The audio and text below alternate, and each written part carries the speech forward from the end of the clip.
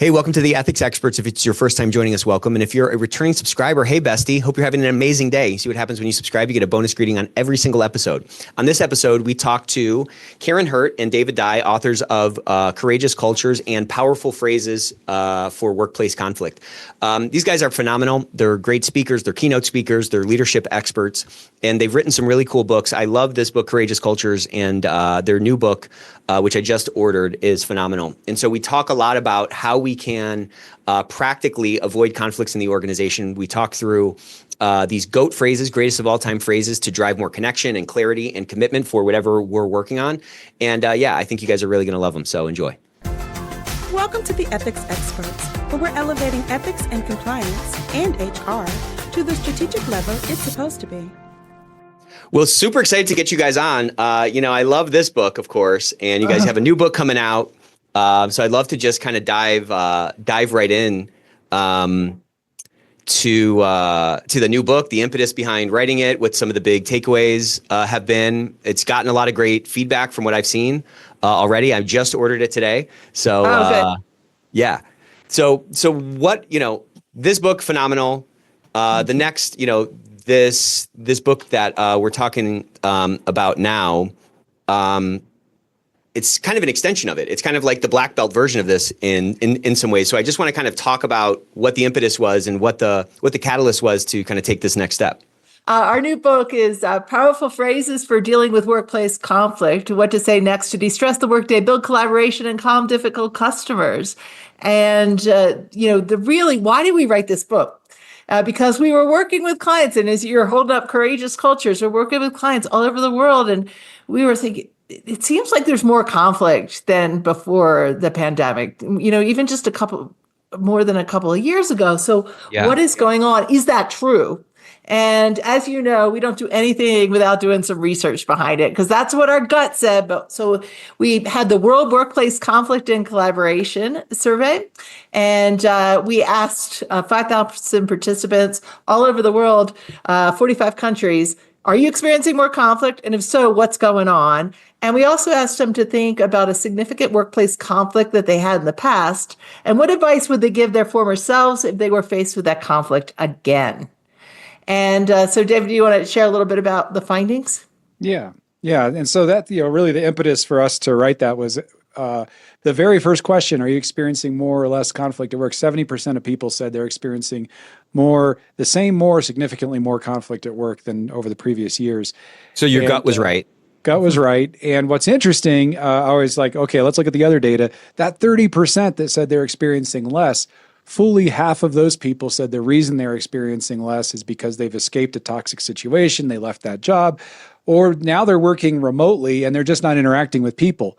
Which, okay, all of those, it's interesting because all of those are escape valves, and they might be good for that person in terms of they're having a more peaceful existence, and good for that. But from a team organizational productivity perspective, what's lost in all of that? You're losing the productive conflict, the collaboration, the creativity, the problem solving. And so we really wanted to equip people with super practical ways to move from, the kind of conflict that we all go, I don't want that destructive conflict, to healthy, productive conflict, which another word for that is collaboration. And so how do we move and how do we shift into that productive mode and make conflict something that is not something we have to avoid, but something that we can actually engage in really skillfully and get some great outcomes? So I have not read the book yet. As you know, I just ordered it. So some of these questions might be stupid, but we have an hour, so you're going to get some stupid questions in here.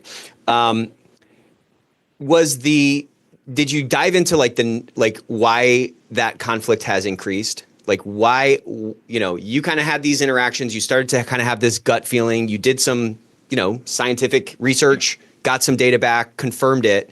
What's the cause of it? Sure thing. Yeah. And not a dumb question at all. In fact, that's the next question we asked in the survey. And we actually did we started with qualitative and then grouped it and then let people choose, okay, of all of the sources of conflict and what's contributing to it, let people choose up to 3.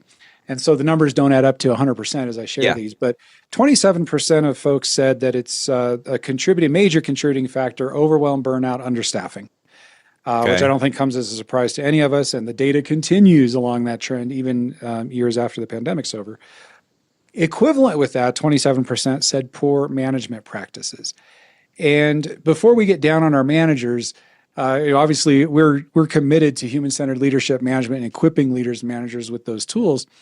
The reality is that managers today are facing some unprecedented challenges that haven't occurred really before, where they're being asked to do things that are new on top of all of the work of accomplishing the results, the KPIs, and so forth. And whether that's the level of support with one of the next causes, 21% said mental health, anxiety, things like that contributing to conflict that managers are being asked to deal with. The whole hybrid remote, all of those elements of work that are newer to people, and so many organizations are still struggling to figure out. And so that's why you see like Gallup saying that for the first time in history, managers are more disengaged than the people they're leading, which that's a scary stat. And so those contributing factors, overwhelm, burnout, poor management practices, and then the mental health, anxiety things, those are the top three that came out. Right behind them, some of the polarization, less tolerance, understanding for others, 20%, and then others citing a less motivated workforce. So, and there's an older generation. These people just don't want to work. We saw a lot of that, some generational differences as well. So on that last point, I saw this Twitter thread that had like literally 50 tweets on it. And every single one was a picture from the newspaper of like the older generation complaining about the most recent generation. And it was going back to the 20s. So it was like every 5 years, the older generation is like, these young folks, they don't know what they're doing. I mean, it's so funny. It's like a perpetual wave just hitting every single generation. Yeah, we've been doing this work long enough. We certainly see that. So my brother shared with me this framework about conflict that I found, it was many years ago, and I've just found it to be very valuable. And it's sort of making the distinction between personal conflict and task conflict. And one is unhealthy and one is healthy. One is about, I don't like you, you don't like me, and we're just kind of, like my kids maybe arguing over who has to clean the counters versus us kind of organically, whatever, cleanly debating what the best course of action is without those personal feelings involved. Do you find, did that sort of distinction come into play in any of your research? And why is it so hard for us to make that distinction? Because sometimes a conflict just feels like a conflict when one might be healthy and one might not be, Yeah, so it's interesting. We did see mostly conflict that felt interpersonal. Yeah. But there were policy decisions that came up a lot. So, now everybody's saying we have to come back to work, and now we have conflict because I disagree with that. So that is a little more task related, sure, but yeah. they're interpreting that as negative. You don't have my best interest at heart, which actually made it more personal. So we really, what we saw was really 4 dimensions of productive conflict. And so are we connected as human beings? So, do you have that human connection? And are we connected before we're in a conflict? Yeah. Right. And are we able to connect in the conversation? Clarity, do we have a shared understanding of success? Do we agree on what success looks like? And clear expectations. So much conflict comes from expectation violations. Curiosity, are we genuinely interested in one another's perspectives and what's possible? Because it is impossible to be furious and genuinely curious at the same time.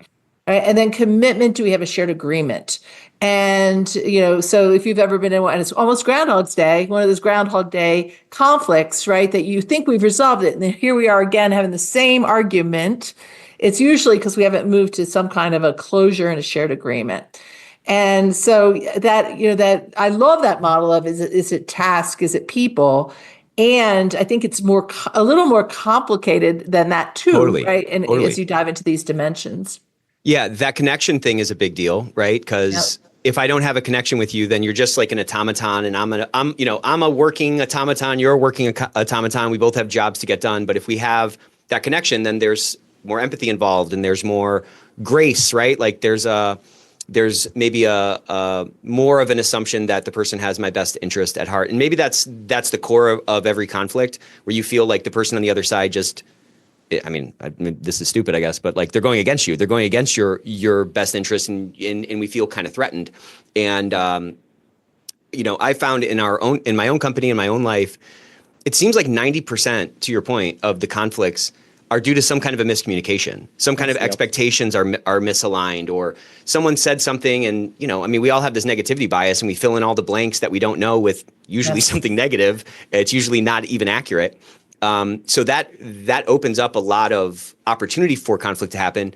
Again, I'm just kind of thinking through it, especially in this environment where everyone's so disjointed, Yes. And that thing you said about the managers being more disengaged for the first time in history is wild. And, as I was thinking through it when you were talking, I mean, at some level, we've all been just sort of pushed into the pool, like this new normal. Nobody took a class on how to manage remotely. You just kind of figure it out. So you have all these people kind of reinventing all these wheels across the entire economy. And in doing that, there's a lot of trial and error, and more error than success probably. So that, I think, contributes to a lot of the apathy that you kind of talked about. You kind of talked about these ways that people are dealing with the conflict are kind of in unhealthy ways. It's not like an above the line, hey, let's hammer this thing out. It's more like, I'm just going to hit the eject button or the escape valve, as you called it, and just kind of not engage, which then leads to, that disengagement is a real headwind for an organization.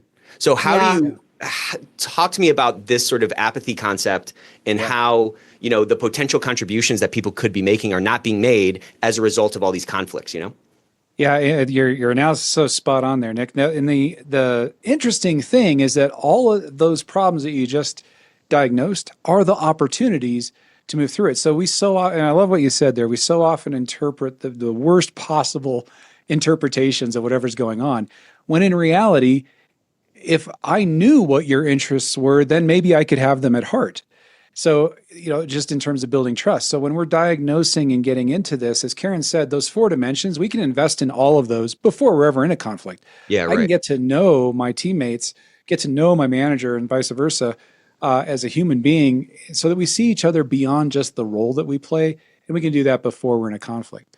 But when we're in the middle of a conflict and we can feel it starting to heat up, we can still start there. And one of the places in the book that we recommend everybody start in powerful phrases for dealing with workplace conflict is with the GOATs. And these are the greatest of all time powerful phrases for us. And we call these the 12 greatest of all time because they're so applicable in so many different ways.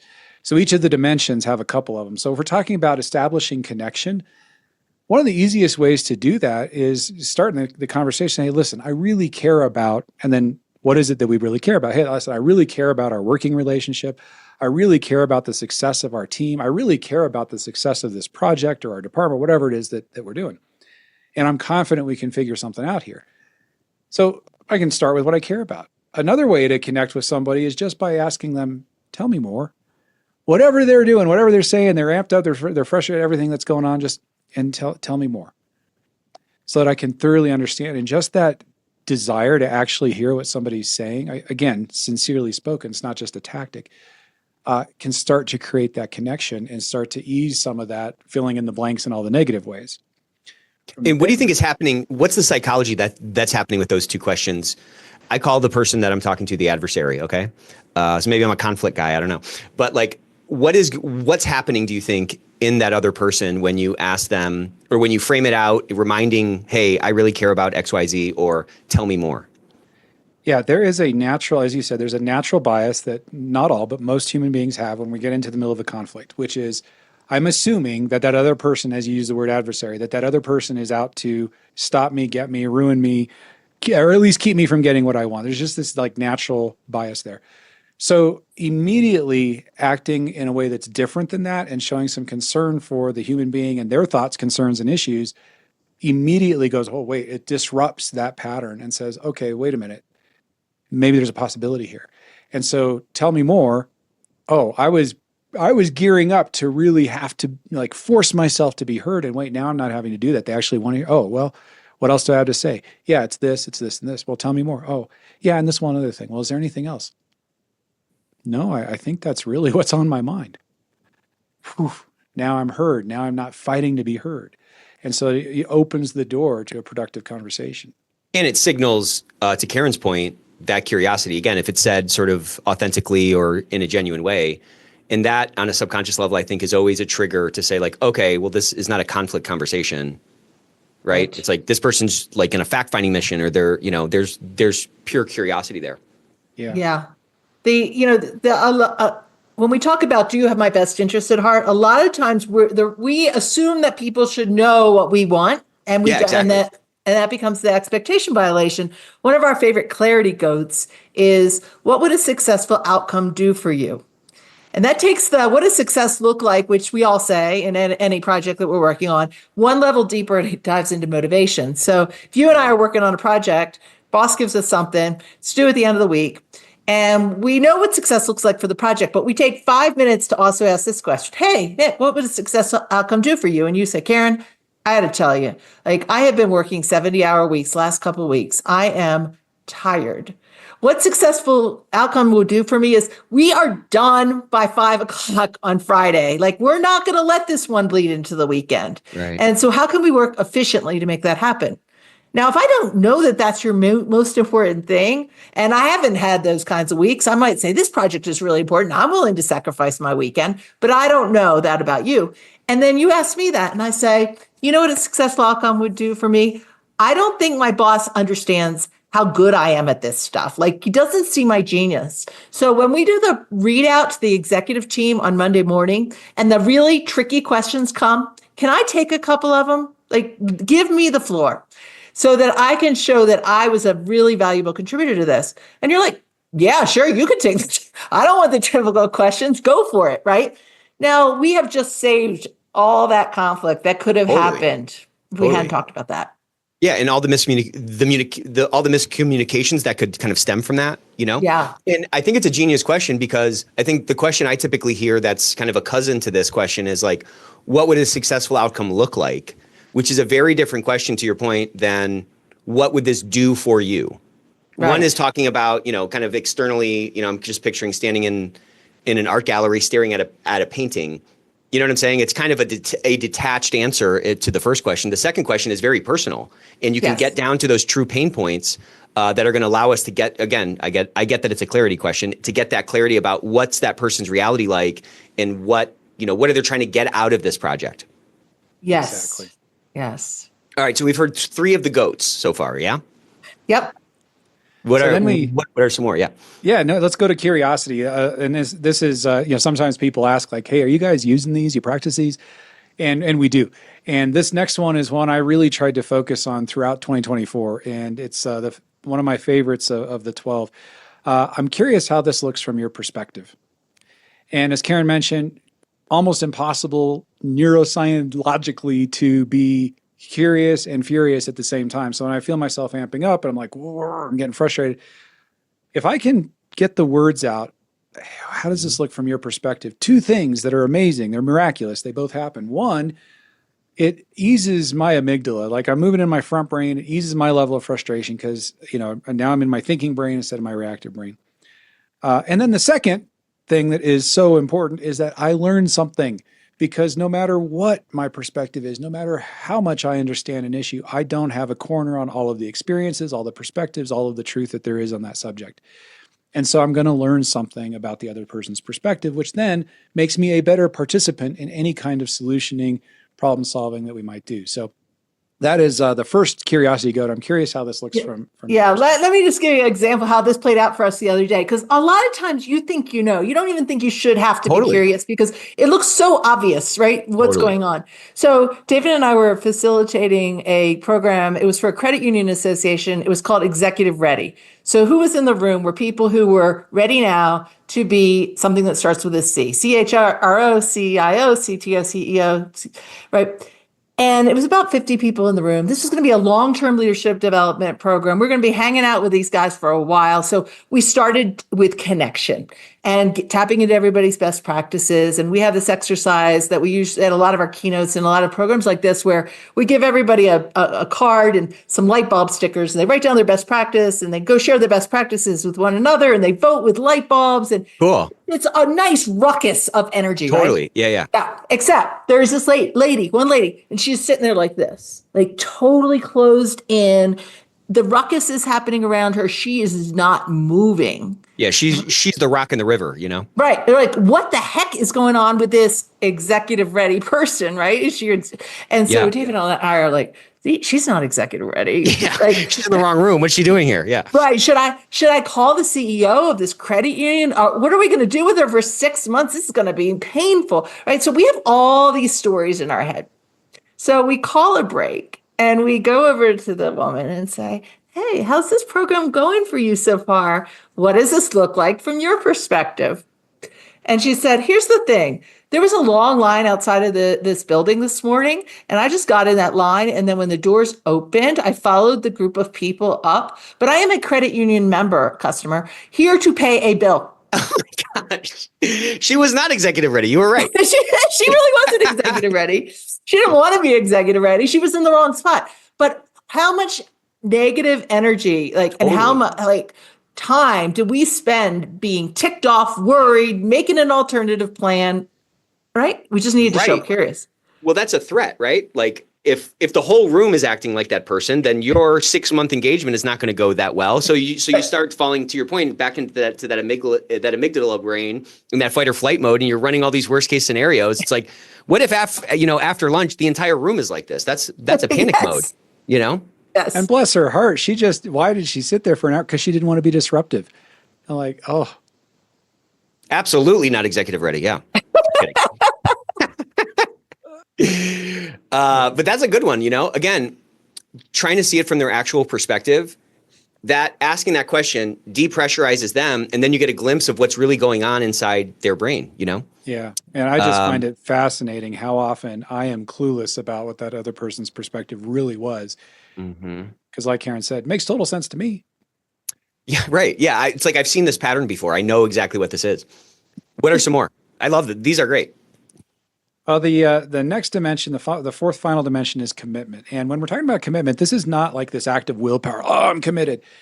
What we're talking about here, and what happens a lot of times is we will have an intention, but we don't have a specific plan forward and a way to follow through. And so the commitment goats are really about creating that. And one of our favorites here is, we call this scheduling the finish. And so let's say that you and I are in this situation where we're trying to create a plan to share data. So we start the conversation. Hey, listen, I know my team's bugging you guys all the time. My intent for this conversation, I want to minimize the stress for both of us. We get the data. You're not getting pinged all the time. All right, what can we do? So we come up with a plan. All right, how about Tuesdays at noon, our request will be in for the week. Thursday at noon, we'll have the data back from your team. One and done. Easy for everybody. Great idea. Well, that's a nice intention, but it's not a plan yet. So then we get specific, like, okay, what am I going to do? I'm going to inform my team today. What are you going to do? You're going to inform your team at your team meeting tomorrow. We're going to do our first request next Tuesday. Great. Okay, so we've turned our intention into a specific. Now we need to schedule the finish. And what this phrase looks like is, let's schedule time to talk about this again and see how our solution's working.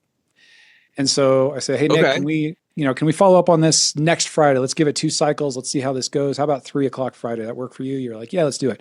Okay, what happens in that? First, we have it on the calendar where we're going to be looking each other in the virtual or maybe real life eye to eye and saying, hey, did you do the thing? Yeah, I did the thing. Okay, cool. It increases the likelihood that we're going to follow through. If we do follow through, then high five, confetti. What did we learn? Let's keep doing it. Great. Celebrate success, build momentum.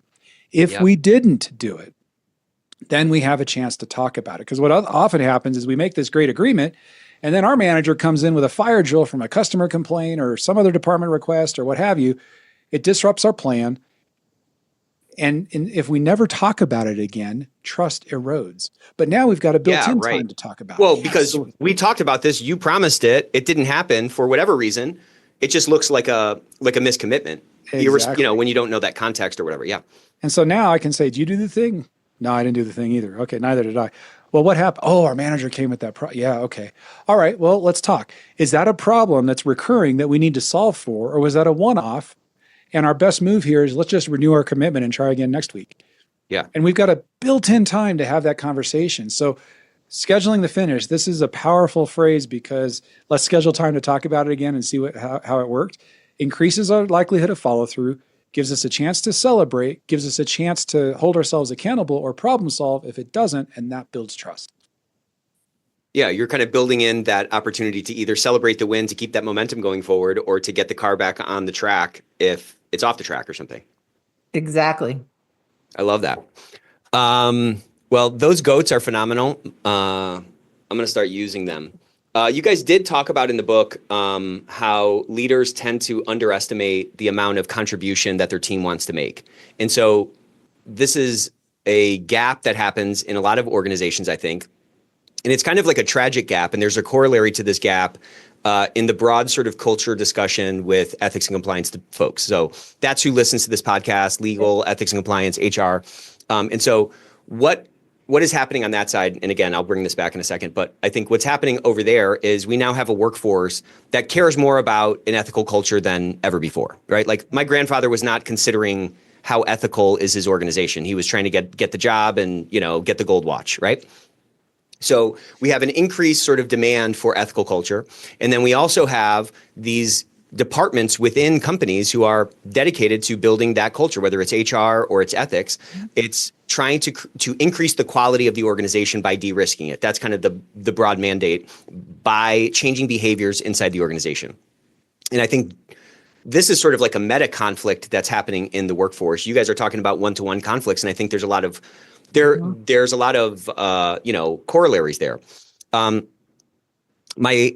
thing that I'm struck with is like, we have all these people in our workplace that want a culture of integrity. They want it to be authentic. They want to bring their whole selves to work and not deal with all the BS, right, that comes along with a toxic culture. We have these departments that are dedicated to building that kind of a culture, yet the workforce doesn't trust these folks. And these folks haven't figured out a way to convey consistently to this workforce that, hey, we're here to help you and we're not here to get you in trouble, but rather we're here to, hammer out the ills that you deal with, ethically or whatever.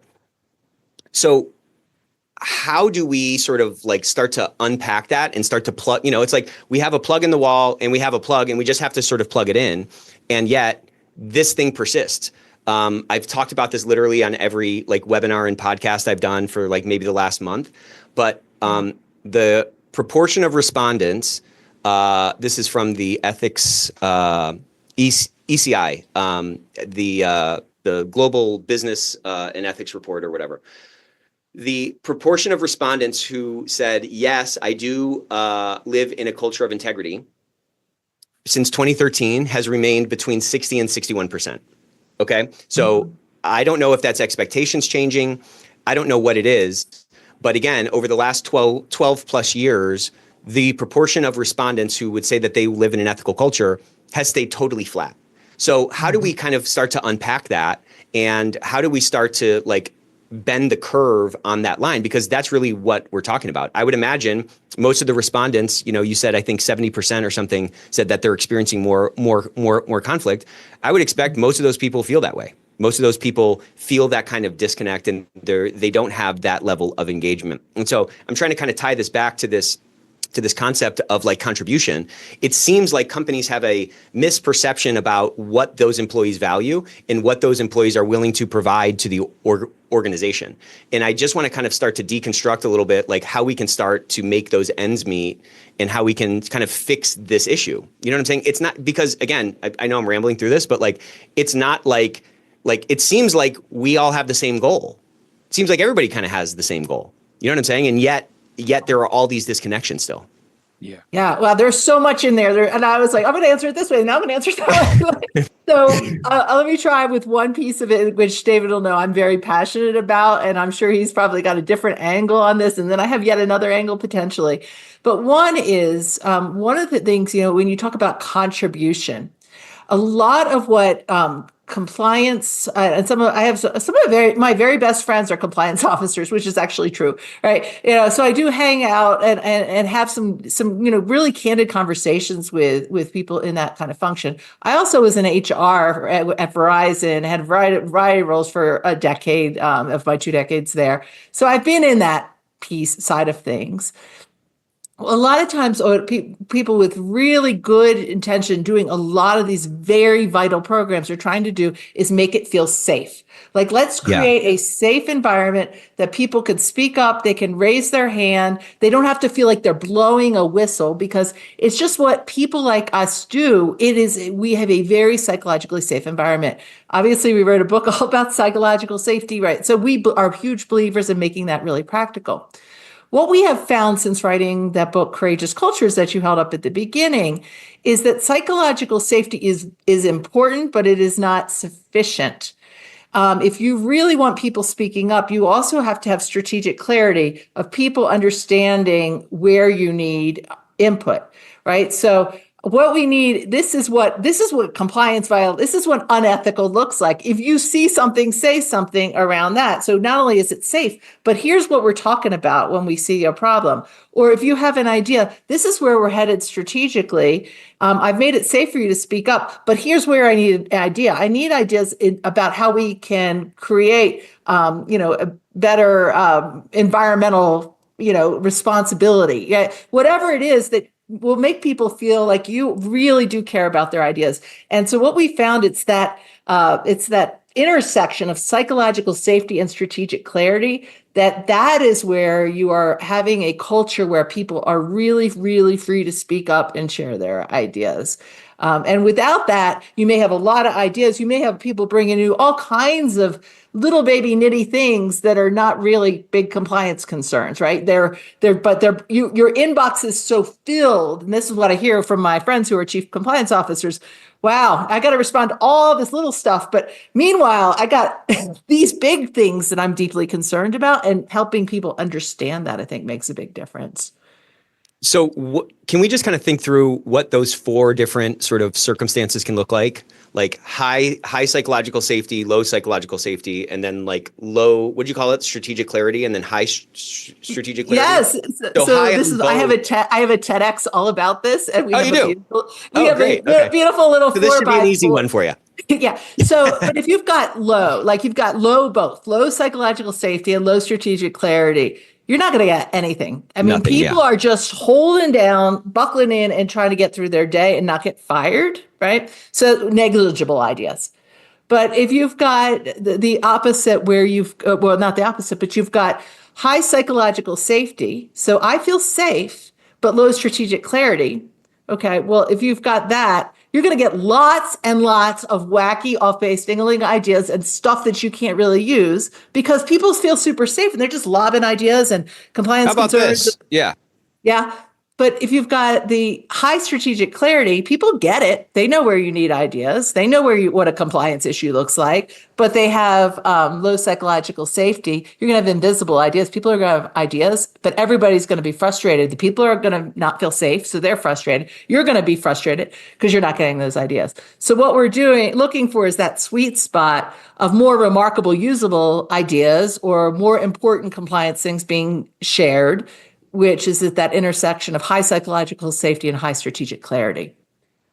Yeah, that's great. And I would bet that the low psychological safety, high strategic clarity environment probably breeds, just let me know what you think about this. It probably breeds a thought that like management are idiots. Because it's like, this is so clear to me. This is such an obvious idea. Why don't they see it? I'm not going to say anything about it. But like, these people are freaking idiots, or they don't care, which they probably do care. They probably just don't know about it. I don't really find a lot of executives who just like don't care about the business. You know what I mean? Of course, right. Exactly. And I want to personalize this with. I'm thinking of a 31-year-old woman who I spoke with a couple weeks ago. She works for a sportswear company that makes like environmentally sustainable. Has a lot of ethics and integrity in the type of garments they're trying to produce, right? Yep. It's how they're founded. Their founders believe in that. It's in the ethics of the ethos of the whole business. And yet, to your point, she's incredibly frustrated because she doesn't think that they have integrity and that they're in alignment with their own values. Why? And this, I think, gets to the disconnect you're talking about. And yes, so sometimes she can think that those leaders are, as you said, idiots because they're not in alignment. Well, they would say they're in alignment. So where's the disconnect, right? It's that different view on what a successful outcome does. What does it mean for us to do? There's a lack of communication in that. And I think, getting to the question you were asking, how do we overcome those hurdles? I do think it is a person by person, relationship by relationship process. Even in large companies, there are the corporate statements that we make, but at the end of the day, nobody cares about your corporate statement. They want to see what you're doing. Yeah, right. And what is the behavior? What is the conversation we're having? Is my approach to ethics and compliance, gotcha, or is it that I'm truly drawing out, what's your perspective on this? How do you see us being in alignment with our values? And so in this company, as we coached through and had the conversation, they're not asking their employees, hey, how do you see the integrity and values adherence throughout our organization? If they were to ask that, they would discover there are some places where they are not in the same level of alignment with their sustainable agriculture, all the things that they want to be, and that their employees have some good ideas about how they could get there. Now, there may be good reasons not to get there. There might be financially, it's really tough and this is a gray area and so forth. And so we're making a strategic call on this. But until you have the conversation, you can't know that and you can't build that trust. So those conversations have to happen in order to move us out of those other quadrants up into that fourth quadrant. It seems like, leaders have like a big blind spot for that. And maybe I'm like telling you a little bit about myself, but I would imagine that the leaders at that company, for that 31-year-old woman you were talking about, to them, in their own mind, they're like, how would anybody question my integrity or my like allegiance to these values? In their mind, they probably have thousands of examples of where they've chosen the right path, or they could have, kind of compromised and they didn't. And I think, to something Karin said before, we kind of expect everyone to like know our intentions, to like, judge me by my intentions and I'm going to judge you by like what I see. That's kind of like a fallacy that like we all have. And I think when a leader is very confident that like he is a values forward person, or, I'm living out these values. I came up with the values. All of our manufacturing processes are, we're picking, responsibly sourced materials, and, we have strict controls over child labor, whatever those things are that go into a high integrity kind of manufacturing company that you described. I think sometimes they think it's like a foregone conclusion that like, how could anybody ever question this? And it's hard to like look at myself through your eyes or through your eyes. It's until you have that kind of conversation and you get that kind of perspective. And so there are all these mixed signals sent throughout an organization from leadership, I think, that indicate to people the extent to which that company or that leader is truly pursuing these ideals that, are behind the values and stuff like that. And so I'm just bringing this back to this comment you made at the beginning about managers being more disengaged. If managers are totally overwhelmed and they don't know how to manage in this new space, and they're falling into their backup style, which is the self-preservation mode, that's sending like myriad miscommunication potential messages out to like the entire workforce. So, middle managers are such a critical role in establishing a culture, right? Because the broad company culture is just the composition of all these other little cultures where those managers have like a disproportionate influence on the vibe on their team and so forth.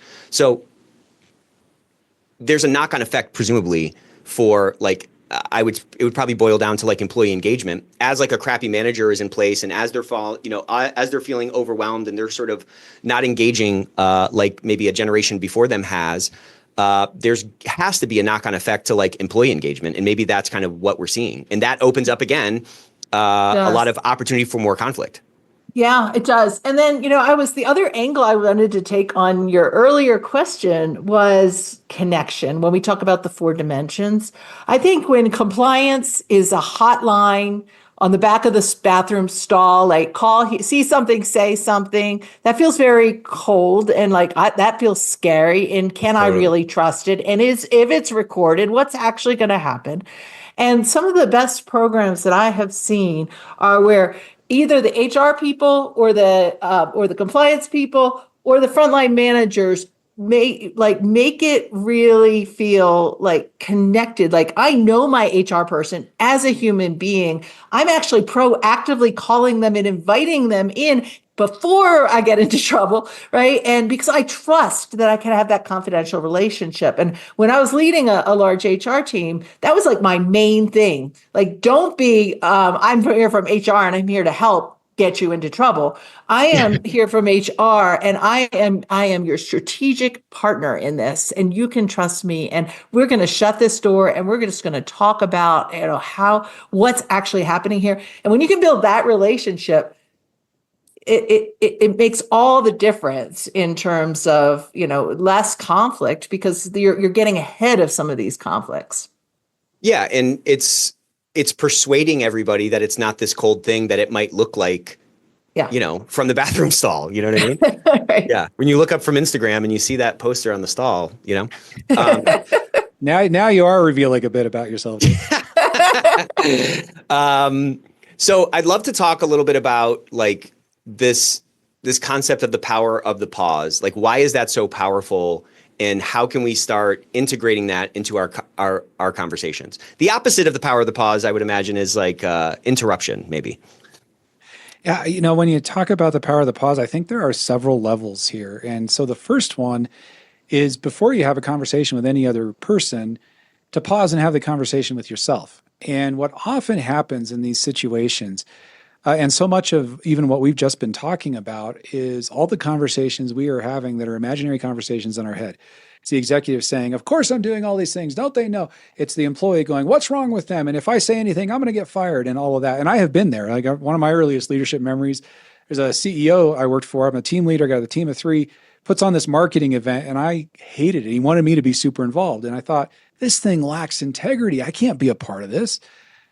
But I didn't say anything. I just stewed about it for 3 days, 3 nights, didn't sleep, all the anxiety, until finally I didn't use any of the powerful phrases that we're talking about. I just blew my cork. And I blew up, said, I can't be a part of this. This lacks integrity. I don't want to do this. And why? Because I was just having this conversation in my own head. I wasn't pausing to say, what's possible? I wasn't pausing to say, well, how can we make this work? How could this be an integrity for me? What is the outcome? What is a successful outcome going to do? All these assumptions. And so the first pause is for ourselves to say, okay, what's possible here? Why does what I have to say matter? What's at stake if I stay silent? And how's it going to feel when I'm heard? If I can pause and ask myself some of those questions, it gets me in a good frame of mind to start actually addressing the conversation in a positive way. And by the way, the CEO I expected to be fired did not fire me. Taught me a really valuable lesson. He said, David, I don't see it that way. He said, I think it's in integrity, but I don't want you to violate your conscience. And then he asked me the question I should have thought about from the beginning. How can we make this work for you? We have to do the event. How can we make it work for you? 15 seconds, I had an idea. He said, sure, that sounds good. Let's do it. All that wasted time because I hadn't paused and asked myself what was possible. I just made all those assumptions. So that's the first pause, to have a conversation with ourselves. Yeah, I find often, like, if I'm having a reaction for something, I've really probably inferred a lot to get to that conclusion. You know what I'm saying? I might not even have actual basis for it. I'm just, like, to your point, assuming, oh, it must be this. And I find personally, like, deconstructing that and say, like, well, what's truly the basis for it? Or am I actually just, is this house built on a sand of assumptions, can help kind of, to your point, in that initial pause, kind of let a little bit of that pressure out. What were you going to say, Karin? Yeah. But the other thing I would add to that is, I think, so 55% of the people in our survey said that their advice to their former self would be that they would stay calm. Okay. So, like, that's more than half said that staying calm. So that's the power of the pause. But I think that part of where we get into trouble is, okay, so we screwed it up and we didn't pause.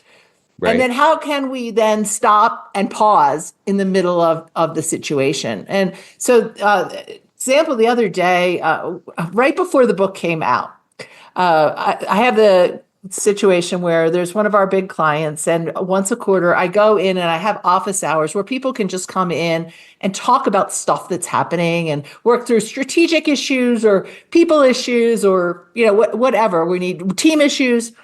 And this guy, he comes just storming into the room. And he's like, Karin, do you have a copy of that book? I saw David's signature. He sent me an email and there's a picture of this book. And I need that book. I need powerful phrases for dealing with workplace conflict. And he was just fired up. And I said, well, the book's not out yet, but I do know what it says. Right? Yeah. And yes, you need it. And so what's going on? And he was just his spitting teeth mad about how fired up he was about this other person who was his peer in another department. She doesn't care. She's out to get me. I said, you do know she wants exactly the same thing as you, right? Because I know, because she was just in my office, right? And he's like, no, she doesn't. So what we did was we created a pause. And I said, you're going to go ask her these couple questions. What would a successful outcome do for you? I gave him some goats. He came back that same day. He's like, oh my gosh, I have wasted 3 months of my life being fired up. My wife is sick of hearing about it. I'm stressed. I'm not sleeping. I should have had this conversation a long time ago, because they really did want the same thing. And they did, and they weren't trying to get out to get each other, but they needed a pause. And so that's what I think what hope your listeners would hear is, if you didn't pause before, you still can pause, even if you're in a long-term conflict. And even if you're right in the middle of the heated conversation, you can still pause and say, hey, you know what? I am not showing up like my best self right now, and I care too much about our relationship and the outcome and what we're trying to achieve here. I need to take a beat. And it's about you. You're not saying the other person's out of line or anything else. This is where I am. I need to take a beat. And that's okay too. And that can be a really healthy phrase to use in those situations. Does that work with wives? Yes. Great. And husbands. Cool. And husbands. And husbands. Very good. Okay. Just that pause, just to be able to kind of let some of that pressure out. And, back to what I was saying from before, it feels like 90% of these conflicts, it's due to some kind of a miscommunication. 90% of the time, it feels like, yeah, we do actually want the right thing, but I just misinterpreted something you said. And now I've spent the last 3 months, complaining to my wife about how evil my counterpart in the other department is. I mean, it's crazy. But so much of there's so much wasted potential in contribution and engagement that rests at the feet of these conflicts that are all usually kind of fixable, So true. Yeah. It really is. So I would love to talk a little bit about how do leaders end up messing this kind of stuff up? Peer to peer, we've spent a lot of time kind of talking about, and I think this intersection of conflict can happen person to person, employee to boss, employee to company. It can happen between any entity in this sort of network. What do you see, let's say when addressing an employee concern or addressing some kind of an ethical issue? I don't find most leaders are like that CEO that you just talked about, David, from your old job, that are, ready to fix it immediately, open to it. I feel like a lot of, I guess my framework is, given that leaders have a disproportionate impact on the lives of the people that report to them, to the extent that those cultures are broken, call it, due to whatever you want, say too much conflict or whatever, or too much unhealthy conflict, then I would say that they disproportionately contribute to the existence of that, because they haven't hammered it out, or they haven't embedded the values or the ways of interacting that allow for, less of that to happen. So what do you think some of those ways that leaders show up around these types of issues kind of inadvertently contribute to, a culture, quote unquote, where, conflict can really bloom? Yeah, there are 3 that come up for me. And Karin, I want to see what your perspective is on this too. For me, the 3 critical mistakes I see leaders make: 1 is avoid the conversation. 2 is overpower, shut down the conversation. So I'm not comfortable with it. So either I just ignore it or avoid it, don't have it, or I get overbearing and just shut it down. Those are the first 2. The third that I find so common and also so easy to address and so powerful when you do, it's a failure to recognize inherent conflicts.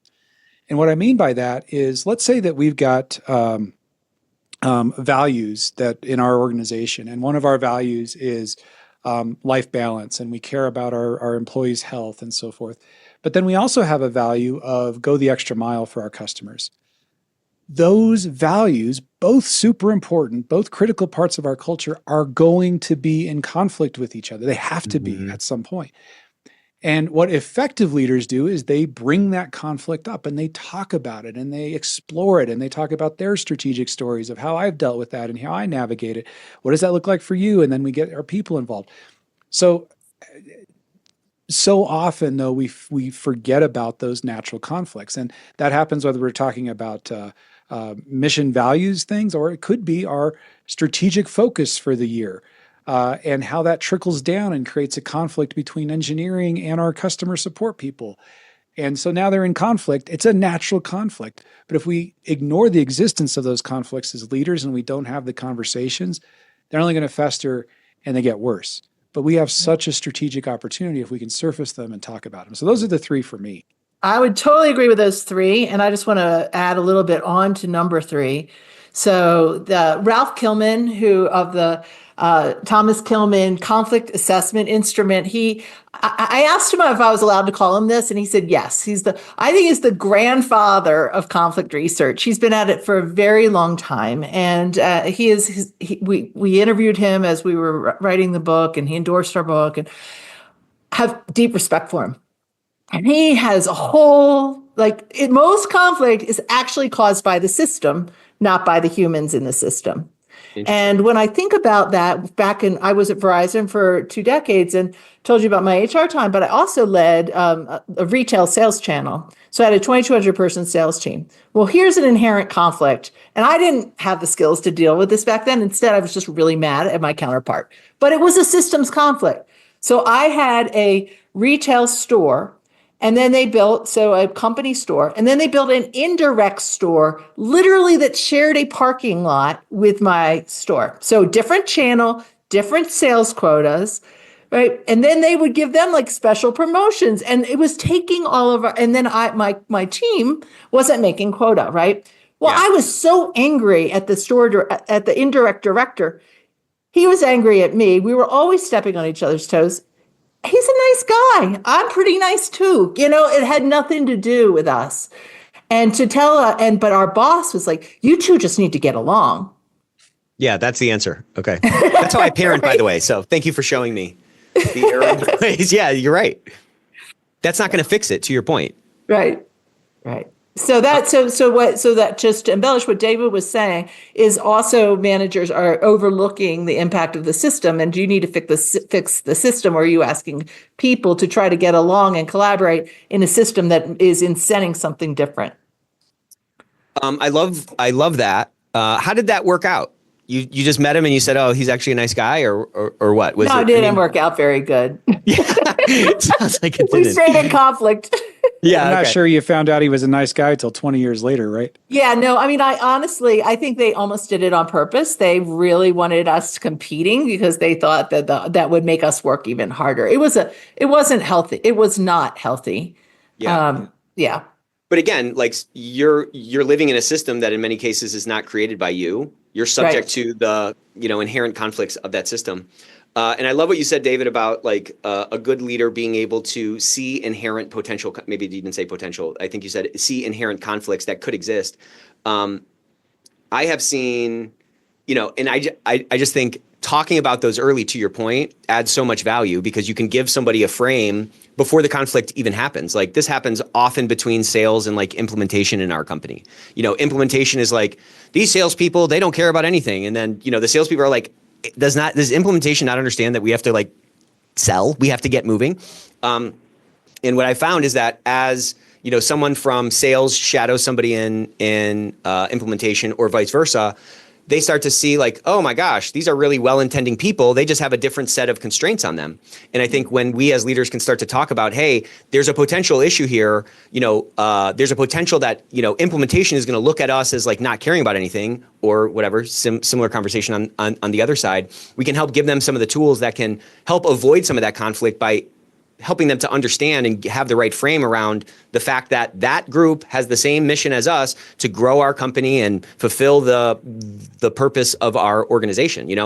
Look down and recognize that we're all wearing the same jersey. That can do a lot, I think, to help kind of pave over that conflict. Not pave over it, but hammer it out. We're smiling because we have the same conflict in our company. You do. Every company. And I'm thinking as you're talking of a very practical example, global HR executive that I was talking with 2-3 months ago, and the conflict she had was within the sales because there's the global sales team and then there's the local regional sales teams. And the global sales teams, in her language, great metaphor, they want to plant trees that in 30 years are going to harvest fruit from. Well, the regional sales folks, they're they got to make their commission this quarter. And so they're like, give me the fruit right now. And those two objectives, obviously some natural systemic conflict between them. She saw it, she could see it, she knows what's going to happen. So she was bringing the teams together using one of our products, the Synergy Stack system, to help them have that conversation and navigate how are we going to, it can't be all way on one way, it can't be all the other.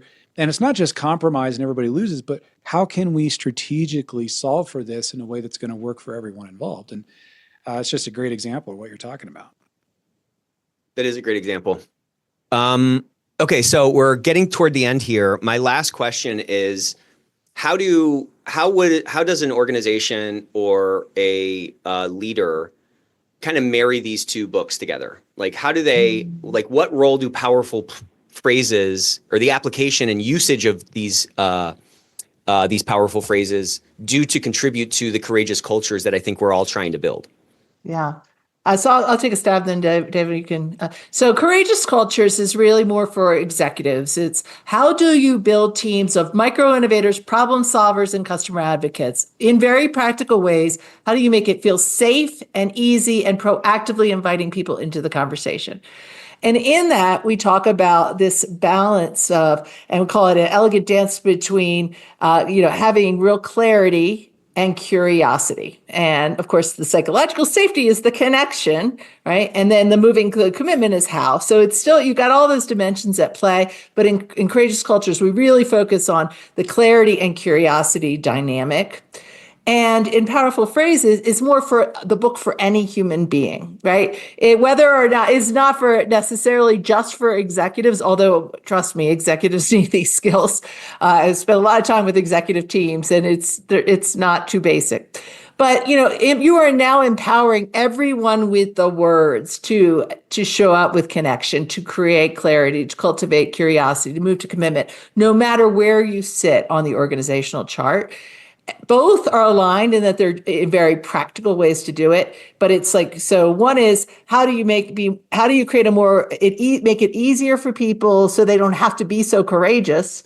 Yep. And then the other one is the powerful phrases for dealing with workplace conflict is how do you make it easier to be courageous? And because Dr. Amy Edmondson, pioneer of psychological safety, says, courage and psychological safety are two sides of the same coin. You need to create an environment of psychological safety, but you also need to empower people with practical ways to feel safe and empowered to share their ideas. Yeah, that's great. Yeah, one is sort of a top down, the other one is sort of a bottom up. That's a simpler way to say it. Yeah.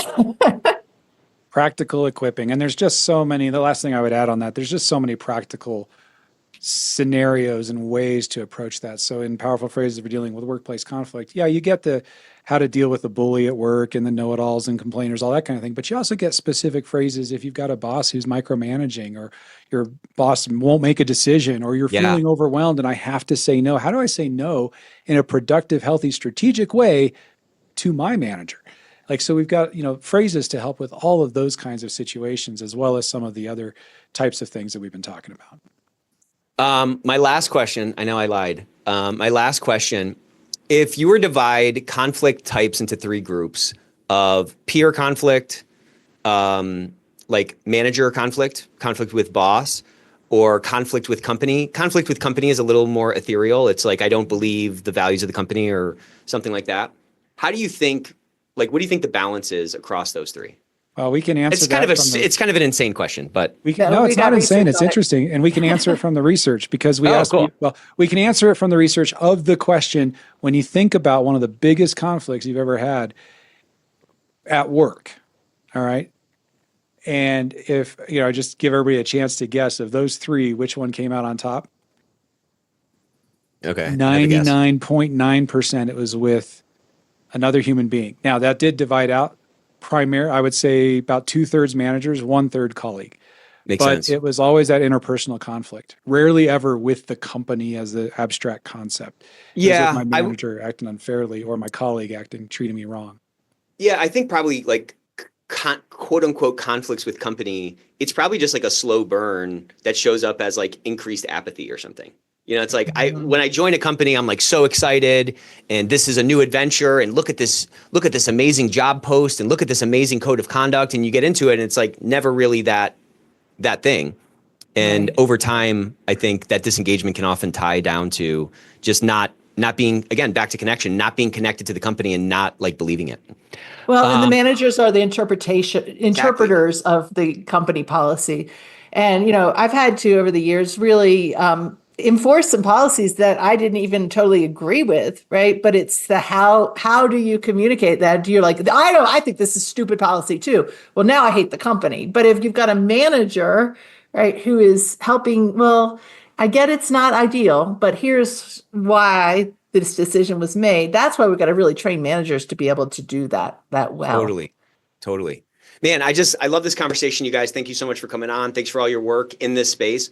I just think like culture is the only sustainable competitive advantage. And it is like the biggest opportunity for companies right now to start putting some of these techniques and practices in place, because it just affects everything. It permeates every single interaction within the organization. And in this knowledge work economy where people are their work, the stuff that we're talking about is more important than ever. And frankly, I think a lot of talk around culture stays so high in the clouds. Everyone's like, yeah, absolutely. And then they leave and they're like, how do I do this? What's great about this book and your approach in both, again, I haven't read the second book yet, or the most recent book, but it's very practical techniques, tactics to start to turn the battleship and start to change the world in your little corner of it, So I just love it. I love your approach, love your energy. Thank you guys so much for coming on the Ethics Experts. Oh, absolutely. Our pleasure. Thank you.